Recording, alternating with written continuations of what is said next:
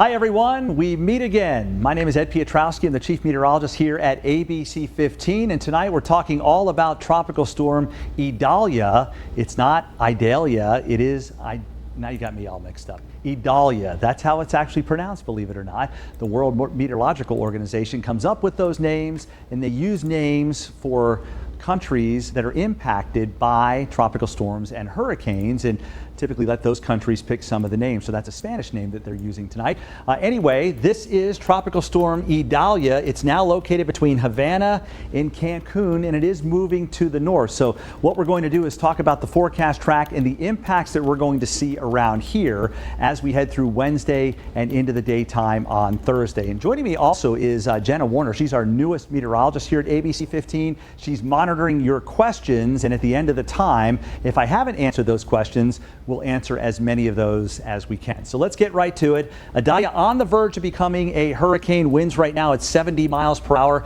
and it is moving to the north at 8 miles per hour. Hurricane hunters have been zigzagging through this system all day long. They're throwing the kitchen sink at this thing to make sure that we have the very best information when it comes to what's going on inside of the storm and where the storm is actually going to go. Right now, there are two low-level planes in this system measuring what's going on inside of the storm. In addition to that, they're flying a Gulfstream 4 aircraft. It's sampling the environment around the system, so we have a better idea of the steering currents to know exactly where this is going to come ashore and what the significant impacts will be, not only for Florida, but for the Georgia and Carolina coast as well. One of the big concerns we have is that this system, once it loses its wind shear, is going to traverse some extremely warm water that may allow it to just take off and quickly become a Category 3 or major hurricane with winds in excess of 111 miles per hour. This is what we call the tropical fuel. It's not only warm water, it's deep warm water. So when a tropical system rolls over that and it churns the water below, often it'll churn some cooler water from below, keeping it from getting too strong. But in this case, it's pulling warm water from below, so it's just more to allow this to eventually become a major hurricane. And that is explicitly in the forecast from the National Hurricane Center. Idalia likely becoming a hurricane anytime here this evening, and very likely becoming a major hurricane within about 24 to 36 hours. It seems very likely that it will come ashore somewhere in the Big Bend of Florida as a major hurricane of Category 3 or 4th strength. Then, as it moves over Florida and southeastern Georgia, it'll begin to wind down very quickly, but it's likely going to pass very near or right over the eastern parts of North and South Carolina as a tropical storm. So we won't see the severe impacts that they'll see in Florida, but there will be impacts in our area. And let's talk about those now. Let's begin with rainfall. And here's a look at the future radar. We begin at 7 a.m. on Wednesday, and really not much going on. If you have to be out and about, the first half of the day is by far the best part of the day. Not much going on in the morning hours. Really not more than just a few showers out there as we head through lunchtime. As we head deeper into the afternoon, showers will become more likely, but it's toward the evening hours that the showers are not only widespread, but they could be very heavy at times as well. Futurecast shows at midnight there's widespread rain across the area. Now this model is probably being a bit ambitious, getting the rain out of here before daybreak on Thursday. I think that's a little too fast. There will likely be some showers still around, even in the morning hours as well, but gradually they'll be pulling away as we head through the morning and into the afternoon. So how much rain are we talking about? Roughly 4 to 6 inches of rain across the area, especially along I-95 all the way down toward the coast here. Meanwhile, west of the interstate, roughly 2 to 4 inches. Keep in mind that this is track dependent. This is based on the actual forecast track for the National Hurricane Center right now. If the actual storm happens to track a little bit farther inland, heavier rain may fall farther inland as well. If the track is a little bit farther off the coast, the heaviest of the rain will be located over Horry and Georgetown County. So for now, roughly 2 to 6 inches of rain across the area. And if you've been here a long time, you know that that amount of rainfall isn't a tremendous amount of rain compared to a Hurricane Matthew in 2016 that dropped nearly a foot of rain in some areas, or Hurricane Florence back in 2018 that dumped nearly 2 feet of rain in some locations. So this kind of rain will cause some localized flooding. I think there's no doubt about that, especially in those flood-prone, low-lying areas. But we are not expecting widespread catastrophic flooding like we saw with those two hurricanes in 2016 and 2018. Let's talk about the wind now. The system will be weakening, and I think the highest winds will be located offshore, but we will likely see wind gusts up near 45 miles per hour along the coast. Not as strong farther inland, roughly 30 to 40 mile per hour wind gusts across the PD and on the border belt. Now, typically that does not do much damage at all. It might knock down a few tree limbs, blow things around, maybe cause a few power outages, but widespread power outages and lots of damage just doesn't happen when you have this kind of wind. So that is certainly some good news when it comes to the wind. Keep in mind the highest wind gusts are likely going to be right along the immediate coast. All right, what about the tornado threat? There may be just enough instability spinning ashore as we head through late afternoon and Wednesday night that there could be a low tornado risk mainly south and east of Interstate 95. And you know how this goes. As these tropical rain bands move ashore, occasionally some very fast spin-ups will occur and you may get a brief tornado that can cause some damage. So we'll keep a very close eye on the radar. Again, late Wednesday afternoon through Wednesday night. By the time we get to early on Thursday morning, the threat will be over with as the instability has moved into eastern North Carolina or even off the immediate coast. Let's talk about coastal impacts. First of all, Hurricane Franklin, which we're going to talk about here in a second, is far offshore, but the swells are already reaching our beaches, so the rip current risk is going to be high right on through the rest of the week starting tomorrow. In addition to that, with the tropical system likely passing very close to or just south of us, that's going to give us a pretty strong east and northeast flow as we head through Wednesday and Wednesday night. At the same time, we're expecting our peak king tide flooding to occur most likely Wednesday evening around 7:30 or so, a couple of hours on either side. It may be that the storm surge associated with Idalia, which could be 1 to 3 feet, may occur after the high tide, which would minimize some of the coastal flooding. But for now, because it's such a close call, count on at least 1 to 3 feet of water on top of the king tides on Wednesday evening, just to be on the safe side. And to put that in perspective, Hurricane Ian's storm surge from last year was 5 to 7 feet up and down the Grand Strand. So for now, we do a repeat of Ian. And the primary reason for that, Ian was a direct hit by a stronger system coming ashore near Georgetown. So perpendicular hit really piled a lot of water up, especially on the Grand Strand.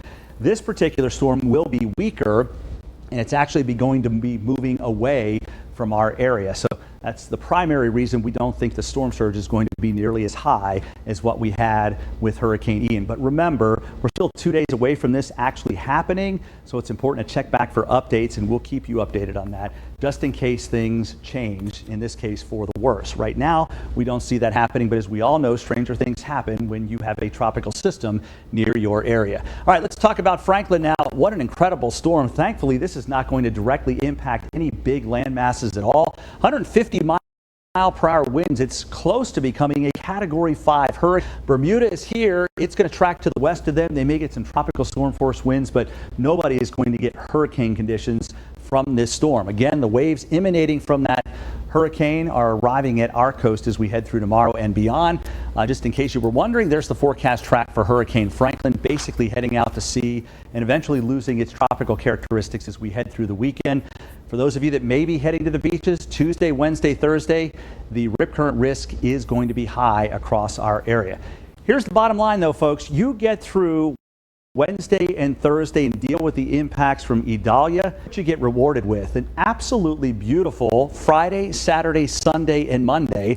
Highs are going to be in the 80s, overnight lows in the 60s, and the humidity is going to be lower as well. So the weather is going to be perfect as we head through the end of the week and over the weekend. We just got to get through that Wednesday afternoon through Thursday morning time period when the bulk of the impacts from Idalia will actually be moving through our area. And I hope me pronouncing Idalia isn't going to be as difficult as it was when we had Hurricane Isaias near our coast. Remember that? Couldn't say that forever and ever. All right, so that's kind of everything that I had to tell you about when it comes to Tropical Storm Idalia. So it's now time for your questions. I want to bring Jenna Warner over here. As I mentioned, she's our newest meteorologist, and she joined us just about a month and a half ago, 2 months ago, I guess. And here she is. She's here to just say hello. And Jenna, tell us a little bit about yourself. Where did you go to school and where are you from? Well, I'm from Columbus, Ohio originally, but I went to the University of Oklahoma for my bachelor's and my master's. So I've spent the last 2 years in grad school really studying climatology, but now I'm here in the Grand Strand enjoying the beach. And master's degree means she's pretty smart. and she's already knows all of her stuff already, which is fantastic. One of our tornado experts on staff. So thank you, Jenna. We're glad to have you here, and this is a good tropical system to get your feet wet with, for sure. Hopefully we don't have any big ones for the rest of the season. So Jenna's going to head back over to the computer and ask any questions that you guys may have had that I may not have covered in this particular Facebook Live that we have here. Again, great weather coming up for the weekend. All right, Jenna, what do you got? All right, first question, what is a king tide? So a king tide is the highest of high tides. When the Earth, the moon, and the sun line up in a certain fashion, it'll pull the tides to be higher, much higher than normal at high tide and much lower than normal at low tide. So it's that extra gravitational pull from the moon when it's a new moon or a full moon, and I believe the full moon is on Wednesday night. So the tides are going to be higher than normal, even if there was no tropical system, but the onshore flow is going to make the tides even higher because of that push of water. But again, right now, we don't think it'll be as high as Hurricane Ian. All right, next question. We did have an issue with our apps, not entirely an issue, but just a flaw in the tracks in Idalia and Franklin. Can you explain that? So if you download the WPDE weather app, all you have to do is go to the App Store and type in WPDE-WX. You not only get a radar and a forecast, but you also get all of the tropical products that we have. And it's not really necessarily an error. When you have two forecast tracks, it looks like they're kind of bumping together when Idalia and Franklin. They're actually not. It just happens to be overlaid on top of one another. If you just tap on the icon in your screen, it'll tell you the time and forecast point and what the winds and motion will be. So just do that to be able to figure out exactly where you are in either one of those cones. The next question that's been asked frequently, will Idalia and Franklin collide? They will not collide. Typically, if two tropical systems get close enough, they do what we call the Fujiwara effect. Everybody at home say that at the same time. Ready? Fujiwara. So what happens is they don't kind of come together and create one big one. When they get close to one another, they feel the influences and they kind of pinwheel or dumbbell around one another. So they don't actually combine. In fact, if one happens to be stronger than the other, it may weaken the other and the other one could be absorbed or even fall apart. But they do not come together and create anything like a supercane or anything like that. All right, next question. How will flights out of Myrtle Beach International be impacted? I've had a lot of questions about that today, and I think if you're flying out on Wednesday, you're in really good shape. The closer you get to sunset and beyond, that's when the weather starts to go downhill, and then who knows exactly what will be happening with flights coming in or leaving MYR.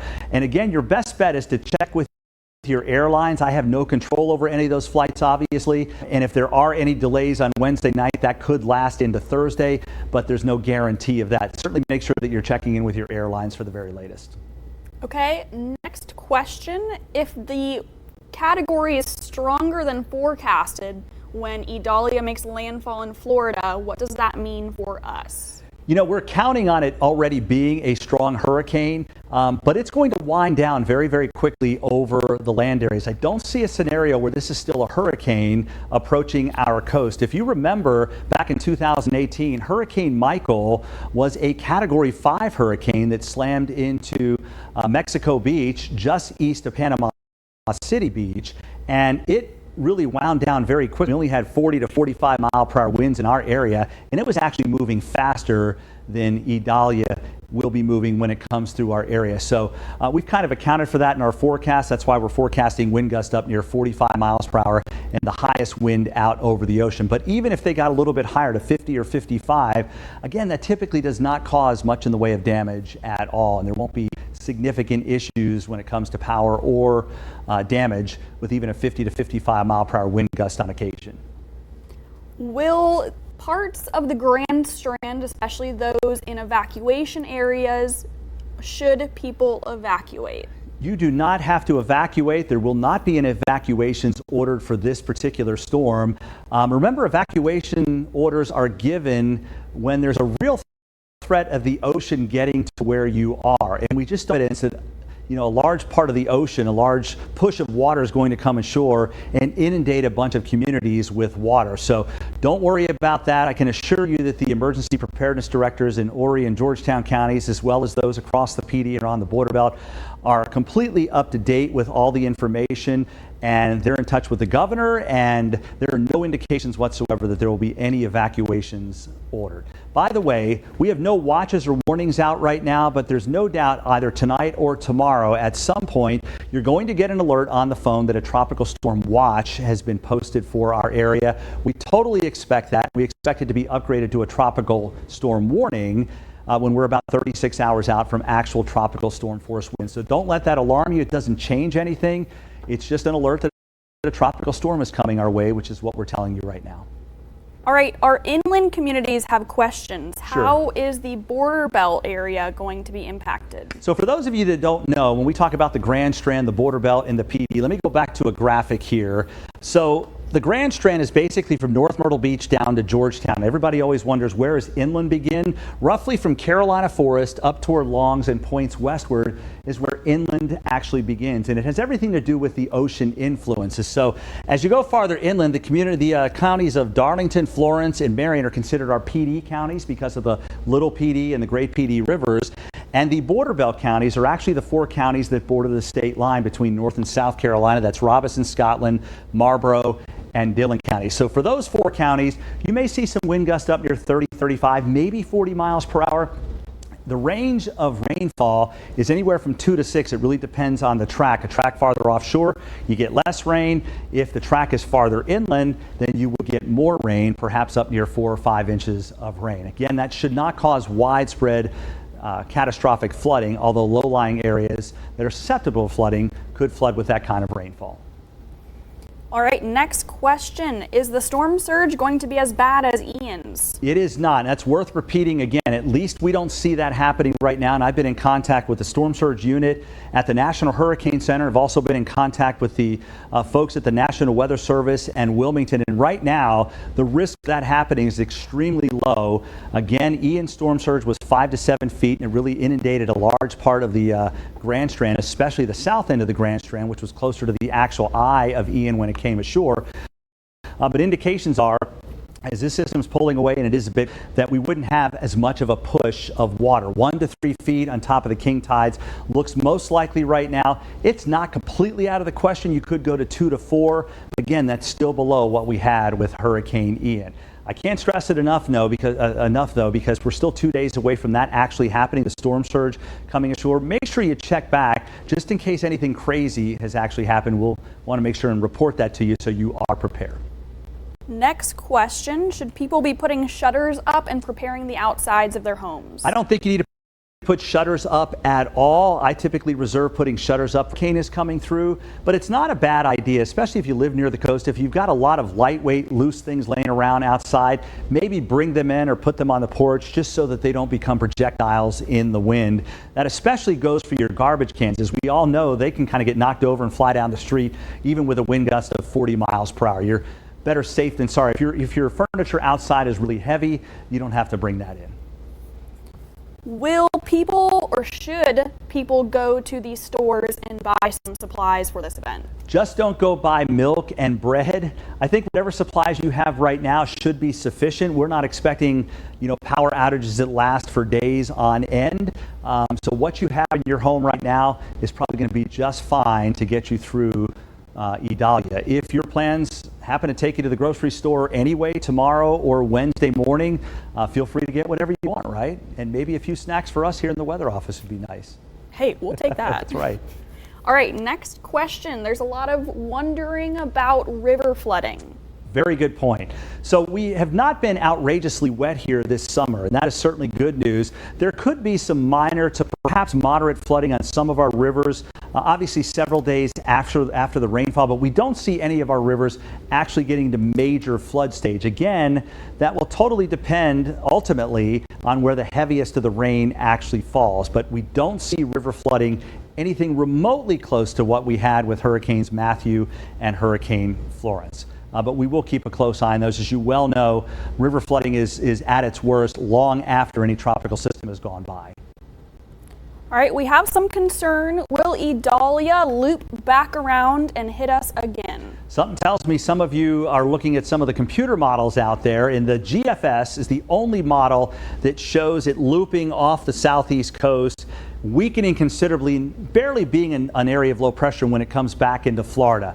That is very unlikely to happen. Even if it did, there are no indications it would be looping back toward us. And this is a good time to remember this about computer models. Everybody thinks, well, the GFS is this good, the European is better.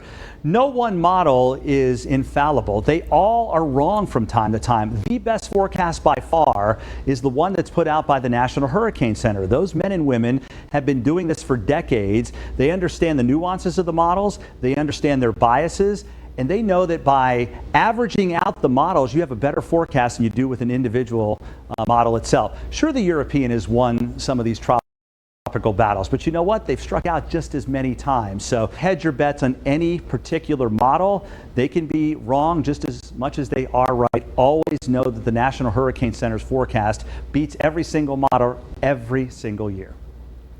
When will we know a concrete path of Idalia? At this point, it's pretty close to being set in stone simply because the steering currents are pretty strong with this system, unlike so many in years past. So it's either going to pass right over the Grand Strand or slightly inland or slightly off the coast. But that shouldn't really change much of the impacts except for where the heaviest of the rain may line up and how high the actual storm surge will be. But I think those changes overall are going to be fairly subtle.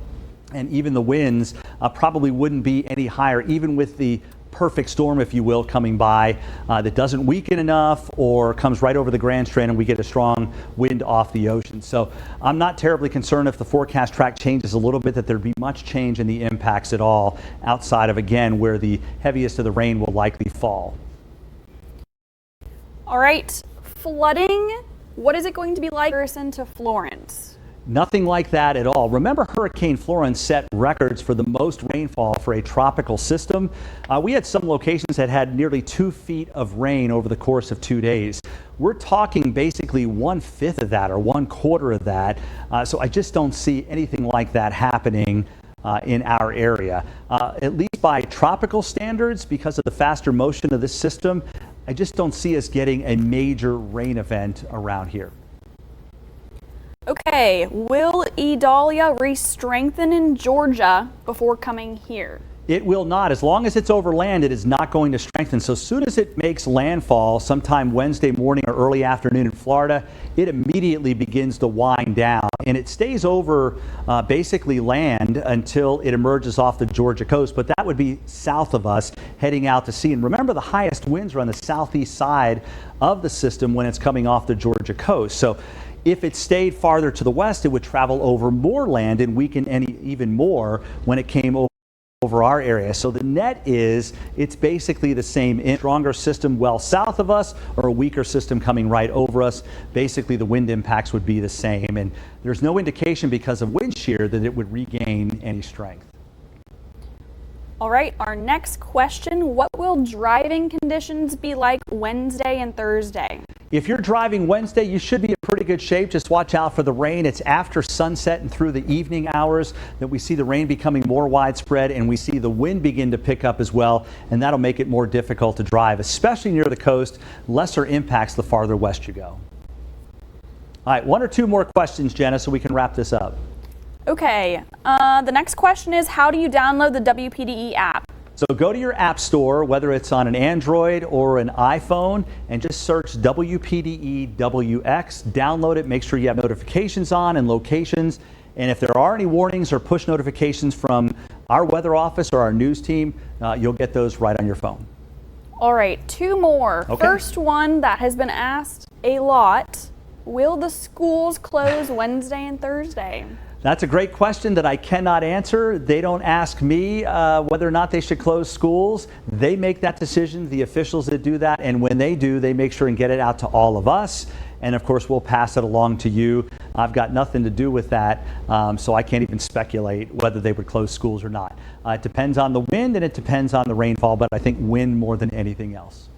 All right, this is our last one, but some are asking for a refresher on the Saffir-Simpson scale all the way down to tropical depression, tropical storm status. All right, tropical depression is basically anything under 39 miles per hour, 40 miles per hour to 73 93-mile-per-hour winds is a tropical storm. That's when it gets its name. When you get to 74 and higher, you now have a hurricane. And I'll try to remember the breakdown points or the break points, but I think it's 74 to 95 is a Category 1.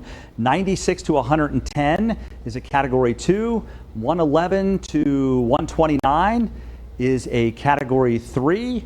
130 to 156 is a 4, and 157 and higher is considered a Category 5 hurricane. So it's very likely that when Idalia comes ashore in Florida, it's going to be a 3 or a 4. In other words, the winds could range anywhere from 115 miles per hour to as high as perhaps 145 miles per hour because of that possibility of rapid strengthening.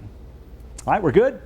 We're good, but All right. I want to clarify real quick first. We've seen a lot of stuff on social media about a Category 6 or a Category 7 hurricane. Okay, that's a very good point I want to finish with.